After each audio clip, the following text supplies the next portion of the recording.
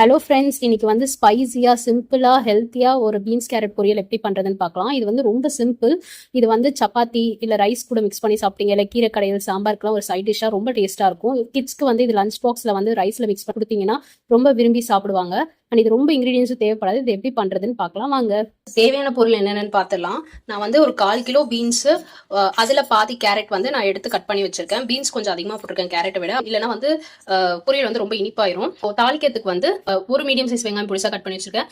1/4 table spoon இஞ்சி பூண்டு paste எடுத்து வச்சிருக்கேன். 2 பச்சை மிளகா எடுத்துருக்கேன். உங்களுக்கு இன்னும் கொஞ்சம் ஸ்பைசியா வேணும்னா இன்னொரு பச்சை மிளகா கூட ஆட் பண்ணிக்கோங்க. ஒரு 5-6 பல்லு பூண்டை வந்து நல்லா தட்டி வச்சிருக்கேன். கொஞ்சம் கருவேப்பிலை எடுத்திருக்கேன். பூண்டு வந்து நல்ல ஃபிளேவர் தரும். ஸோ பூண்டு வந்து உங்களால் முடிஞ்சா கொஞ்சம் எக்ஸ்ட்ரா கூட ஆட் பண்ணிக்கோங்க. இஞ்சி பூண்டு பேஸ்ட் 1/4 டேபிள் ஸ்பூன் ஆட் பண்ணுங்க. இது வந்து ரைஸ்ல மிக்ஸ் பண்ணி சாப்பிட்டோம்னா ரொம்ப நல்லா இருக்கும். இது வந்து ரைஸுக்குள்ள மிக்ஸ் பண்ணி சாப்பிட்ற மாதிரி ஒரு ரெசிபி தான் இது. ஸோ இது வந்து எப்படி பண்றதுன்னு பார்த்துலாம். பேன் நல்லா சூடாயிடுச்சு. இதுல வந்து 2 table spoon sunflower oil, 1 table spoon கடலெண்ணெய் எடுத்துருக்கேன். எண்ணெய் வந்து கொஞ்சம் தாராளமாக விட்டுக்கோங்க. ஏன்னா நம்ம தண்ணிலாம் ஊற்ற போகிறது கிடையாது. ஜஸ்ட் ஆயில தான் ஸ்டீம் பண்ணி பண்ண போகிறது பொரியல். எண்ணெய் நல்லா சூடாயிடுச்சு. 1 டேபிள் ஸ்பூன் கடுகு ஆட் பண்ணுறேன். கடுகு புரிஞ்சிச்சு. இதில் நம்ம தட்டி வச்ச பூண்டு ஆட் பண்ணுறோம்.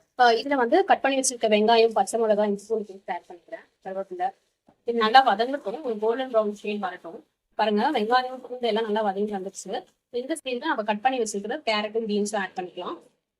இதில் வந்து நான் 1/4 டேபிள் ஸ்பூன் மஞ்சத்தூள், 1 டேபிள் ஸ்பூன் கார மிளகாத்தூள், 1/4 டேபிள் ஸ்பூன் சீரகத்தூள், 1/2 table spoon salt, 1 table spoon குழம்பு மிளகாத்தூள் எடுத்துருக்கேன். நான் எல்லாத்தையும் இப்பயே ஆட் பண்ணிக்கிறேன். ஏன்னா அப்பதான் வந்து பீன்ஸு கேரட்லாம் வந்து நல்லா மசாலாவோட பிளெண்ட் ஆகி நம்ம ரைஸில் மிக்ஸ் பண்ணி சாப்பிடும் போதோ இல்லை பொரியல் சாப்பிடும் போதோ நல்லா வந்து ஸ்பைசியாக இருக்கும் சாப்பிட்றதுக்கு.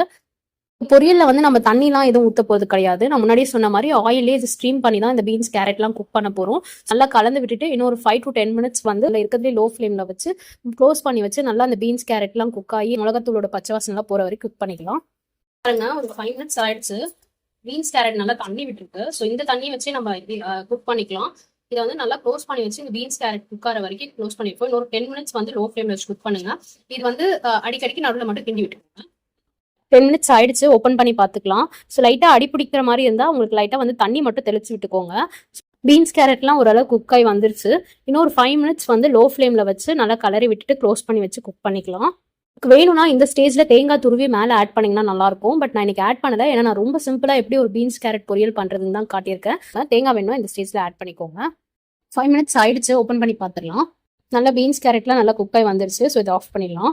வந்து ரைஸ், சப்பாத்தி, கீரை கடையல், சாம்பார் இதுக்கெல்லாம் வந்து சைட் டிஷ்ஷா வச்சு சாப்பிட்டீங்கன்னா ரொம்ப நல்லா இருக்கும். கிட்ஸ்க்கும் வந்து நீங்க லஞ்ச் பாக்ஸ்ல ரைஸ்ல மிக்ஸ் பண்ணி கொடுத்தீங்கன்னா அவங்க ரொம்ப நல்லா விரும்பி சாப்பிடுவாங்க. ஸோ இந்த வீடியோ உங்களுக்கு பிடிச்சிருந்ததுன்னா லைக் பண்ணுங்க, ஷேர் பண்ணுங்க, சப்ஸ்கிரைப் பண்ணுங்க.